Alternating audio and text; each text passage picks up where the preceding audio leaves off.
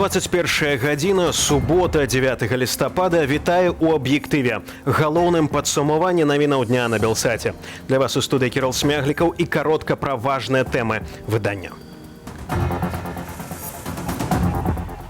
Казалі пра эканамічную інтэграцыю, цяпер абяцаюць і палітычную. Узгадніць беларускія правілы і законы з расійскімі немагчыма, таму все пераходзяць на расійскія. Лепшае кінафестывалю лістапад.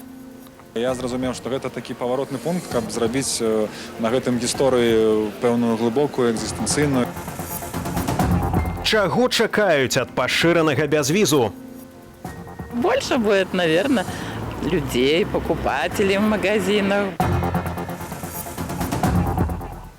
Уласна, ў гэтыя хвіліны працягваюцца пошукі выбуховага прыстасавання ў сталічных гандлёвых цэнтрах Дана Мол і Галілео. Сапёры працуюць таксама на цэнтральным чыгуначным вакзале Менску. Людзей эвакуявалі. На працягу ўсяго году айчынныя праваахоўнікі атрымлівалі паведамленне пра мінаванне сталічных гатэляў, аэрапортаў і вакзалаў. ЛЖ-мінёры заяўлялі пра выбухоўку таксама на прадпрыемствах «Нафтан» і «Гродна-Азот».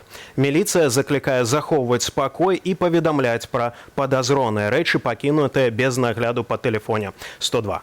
Ну а мы вяртаемся да тэмаў выдання.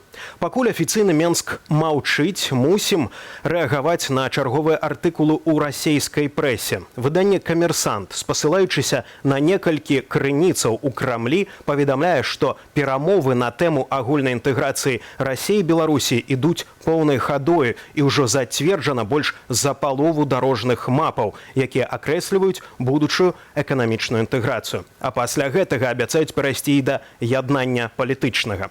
Падрабязней Александр Попко. Зацверджаныя дакументы, калі верыць «Камерсанту», прапісваюць, у якія тэрміны Менск і Масква уніфікуюць бухгалтарскі ўлік, прамысловую і макраэканамічную палітыку, захады дзеля стабілізацыі курсаў валют ды гарманізуюць падатковае заканадаўства. Інфармацыю выдання пацвярджае маскоўскі палітолог Андрей Суздальцаў. Как двигаться, понимание есть. Другое дело, что это вот как-то носит такой характер, знаете, прогнозы директивные, то есть как хорошо бы это сделать. И вы когда знакомитесь с этими документами, то возникает такое вот ощущение, что это реально. Пакуль прагрэсу не дасягнулі ў 5 мапах, адна з якіх датычыць сельскай гаспадаркі, а 4 – рынку газу, нафты і электраэнергіі, зазначае эксперт. Але Андрей Суздальцаў перакананы, што ўсе дарожныя мапы будуць падпісаныя 8 снежня у 20-гадовы юбілей саюзнай дамовы. Пасля гэтага будзе наступная стадія, якая будзе выглядаць наступным чынам, што выканаць дарожныя мапы, патрабаванне дарожных мапаў немагчыма, узгадніць беларускія правілы і законы з расійскімі немагчыма, таму все пераходзяць на расійскія. Пагрозу беларускаму суверэнітэту перамовы не нясуць, бо датычаць яны выключна эканомікі, неаднаразова заяўляў міністр замежных спраў Беларусі Владзімір Макей. Владзімір Мацкевіч словам чыноўнікаў не давярае. Яны супраціўляюцца. Яны запавольваюць гэты працэс. Яны там нешта там лапкамі сваімі там мітусяць. Ну, але ж яны патрапляюць у пастку. Яны будуць з'едзеныя. Ад эканамічнай інтэграцыі Масква намераная перайсці да палітычнай, заяўляе «Камерсант». Паводле газеты крамлёўскія перамоўнікі згадваюць і пра стварэнне наднацыянальных органаў, і нават пра супольную канстытуцыю. Андрей Суздальцаў з «Весткі» газеты абвяргае. Они упоминаются, но не ведутся. Потому что белорусская страна на эти разговоры не идет. То есть это опять откладывается на стол президента. Масква, у сваю чаргу, адкладае падпісанне дамовы аб пастаўцы нашай краіне газу. Пра цану паліва Крэмль гатовы размаўляць толькі пасля таго, як Менск падпіша праграму эканамічнай інтэграцыі. Александр Попко, Белсад.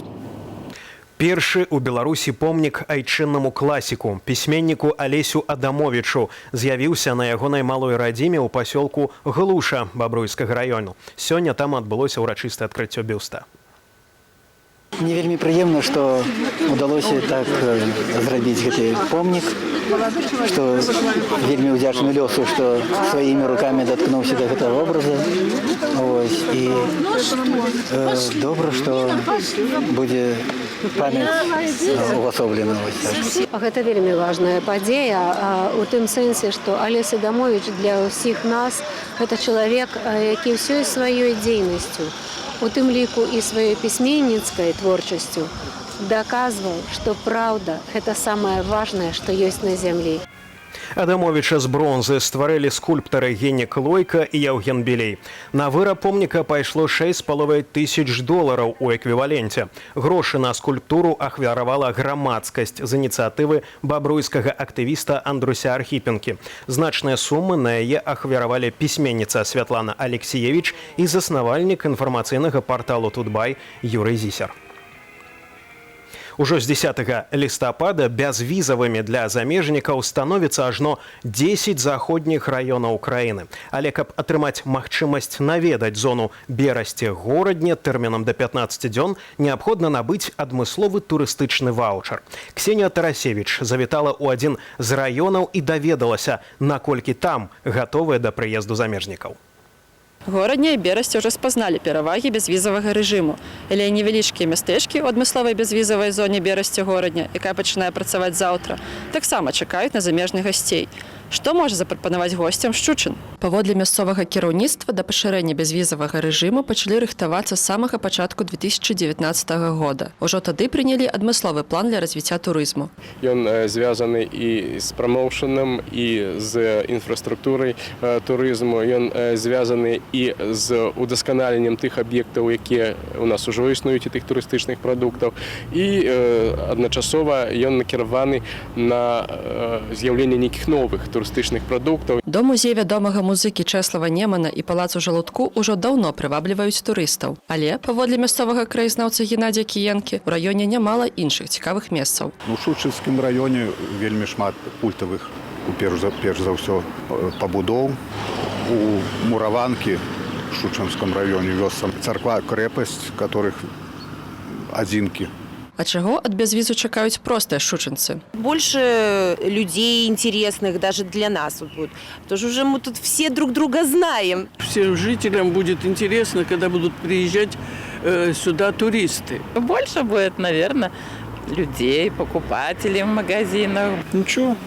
Рыхтуюцца да павелічэння колькасці турыстаў і мясцовыя прадстаўнікі гатэльнага бізнесу. Паводле дырэктара адной з мясцовых гасцініцаў, цяпер замежныя кліенты ёсць, але не так шмат, як хацелася б. Таму на бязвіз ускладаюцца сур'ёзныя спадзевы. Ожидаем то, что наполняемость увеличится хотя бы раза в 2, как минимум. У нас уже есть клиенты с Западной Европы, Израиля, Китайской Народной Республики. Поляки частенько к нам заезжают. Паводле кіраўніка аддзелу турыстычнай ды інвестыцыйнай дзейнасці Шчучынскага райвыканкаму Александра Амшэя, летась у Шчучын прыехала 23 тысячы турыстаў, траціна з іх замежнікі. А ў наступным, ужо бязвізавым годзе, мясцовыя ўлады плануюць прыняць 30 тысячаў замежных гасцей. Ксенія Тарасевіч, Белсат. Найлепшай дакументальнай стужкай кінафестывалю «Лістапад» прызналі фільм «Сума» рэжысёра Андрэя Куцілы, які паўстаў пры ўдзеле нашага тэлеканалу. Апрача гэтага маладога таленавітага рэжысёра адзначылі і за працу над фільмам «Стрыптыз і вайна». Таксама пры падтрыманні Белсату. Але і гэта не ўсё. Адмысловы дыплом гільдыі кінакрытыкаў атрымаў Максім Швед за фільм «Чыстае мастацтва», які таксама зняты пры ўдзеле нашых калегаў. Александра Дорская працягне з вынікамі кінафестывалю «Лістапад». Золото листопада достается кинокартине «Атлантида». Режиссер Валентин Васянович, Украина. Украинская антиутопия «Атлантида» уразила международное жюри листопада до слез и отрымала гран-при фестивалю. 2025 год. Расійска-украінскі военный конфликт скончыўся перамогай Украины. Параненая выбухами земля Донбассу практично непридатная для жыцця. Галоўны герой, волонтер гуманітарнай миссии, прыязджае сюды для эксгумацыі целаў загінулых вайскоўцаў. Здымкі адбываліся ў Марыуполі, а ў галоўных ролях непрафесійныя акторы, якія прайшлі вайну. Перад тым, як прыехаць на лістапад, «Атлантида» упершыню ў гісторыі Украины здабыла гран-пры на Венецианскім кинофестивале у конкурсе «Горизонты». Эта картина, опять же, не является каким-то политическим заявлением. Это фильм о том, как человек должен преодолеть в себе вот эту смерть для того, чтобы прийти к любви. И вот с этой точки зрения, это, конечно, огромная гуманистическая история. Сёлета увага на лістападзе была прыкутая да нацыянальнай праграмы. Беларускія фільмы збіралі аншлагі, а судзіць конкурс прыехаў польскі мэтр Кшыштаф Зануссі. І ў дакументальнай намінацыі перамог фільм «Сума» Андрэя Куцілы, зняты супольна з нашым тэлеканалам. Праца над стужкай заняла 5 гадоў. Иногда мне снится, что я летаю. Калі я даведаўся, што маладая дзяўчына, якая цікавіцца мастацтвам, коньмі, прыязджае ў госці да такога выбітнага польскага мастака, і я зразумеў, што гэта такі паваротны пункт, каб зрабіць на гэтым гісторыю пэўную глыбокую, экзістэнцыйную. Дарэчы, узнагароды лістапада атрымалі і іншыя фільмы Белсату: «Стрыптыз і вайна» Андрэя Куцілы і «Чыстае мастацтва» Максіма Шведа. Я пошла. Сядь!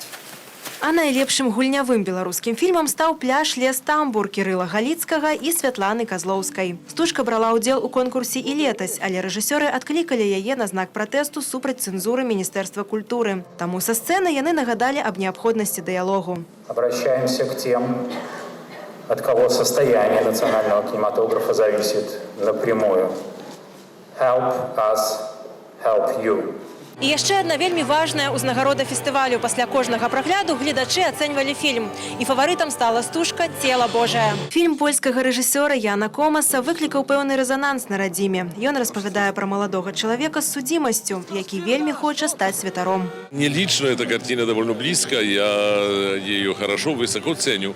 И радуюсь, что она оказалась понятна в другой стране, где это тоже более другого вероисповедания, чем католиков, а картина касается католиков и католического священника. Правду сказать, уже священника, но того не будем объяснять зрителям, чтобы они пошли посмотрели. Лістапад раздаў узнагароды, 24 статуэткі ўручылі пераможцам у фестывальным конкурсе, які з кожным годам робіцца ўсё больш разнастайны. Александра Дорская, Белсат. 30 гадоў таму у выніку масавых пратэстаў грамадзяне ГДР атрымалі права свабодна выязджаць з краіны. Пасля разваліўся і Берлінскі мур. Як цяпер немцы ўзгадваюць мірную рэвалюцыю 1989 года і што думаюць пра ГДР, пра знакавую падзею зусім недалёкай гісторыі, Наста Каханович. Пабудаваная ў 1961 годзе сцяна дзеліла Берлін на дзве часткі. Цяпер ад яе засталіся каменьчыкі на асфальце, а каб трапіць у заходні Берлін, дастаткова толькі перакрочыць. Але 43 гады таму мастачцы Марыне Пруфер, каб выехаць з ГДР, давялося хавацца ў багажніку аўтамабіля. Будучыні для сябе ва ўсходнім Берліне яна не бачыла. Я заўжды захаплялася маляваннем, яшчэ ў школьныя часы. Мне было цікава ўсё крэатыўнае, хаця самога слова «крэатыўнасць» у ГДР не існавала. У той час патрабавалі не быць крэатыўным і не быць самастойным, а выконваць свой абавязак згодна з планам і інструкцыямі. Афіцыйна выехаць з ГДР спадарыні Марыне не ўдалося. Яе заяўку на выезд не задаволілі. Толькі цяпер жанчына разумее, што калі б засталася, то звар'яцела б. У маёй справе, якую взяла ў штазе, было напісана, што я падлягаю дэмаралізацыі. Гэта такі набор метадаў, каб зламаць волю чалавека. З гэтай справы я таксама ведаю, што яны хадзілі ў мою кватэру, яны зрабілі ключы ад яе, яны кантралявалі мяне, зазіралі нават у мае шафы. Штазе або Міністэрства ўнутранай бяспекі такім чынам дэмаралізавала некалькі тысячаў чалавек. Гэтак спецслужбы змагаліся з апазіцыянерамі ды недабранадзейнымі грамадзянамі ажно да канца 80-х гадоў. На фоне палітыкі перабудовы ў Савецкім Саюзе і руйнавання вугорска-аўстрыйскіх памежных збудаванняў немцы пачалі масава выходзіць на пратэсты. У выніку чаго 9 лістапада 1989 года кіраўніцтва ГДР дазволіла сваім грамадзянам свабодна перасоўвацца паміж дзвюма часткамі Нямецчыны. Нямецкія маладзёны, якія нарадзіліся пасля падзення сцяны, спрабуюць уявіць, як гэта жыць у краіне, дзе ёсць, мякка кажучы, пэўныя абмежаванні. Пра ГДР яны ведаюць з падручнікаў, але і сёння дзеляць немцаў на заходніх і ўсходніх. Я заўважаю розніцу. Напрыклад, у мяне ёсць аднакласніца, чые бацькі паходзяць з захаду, і яна паводзіць сябе трошачкі па-іншаму. Але мне падаецца, што пакрысе гэта знікае.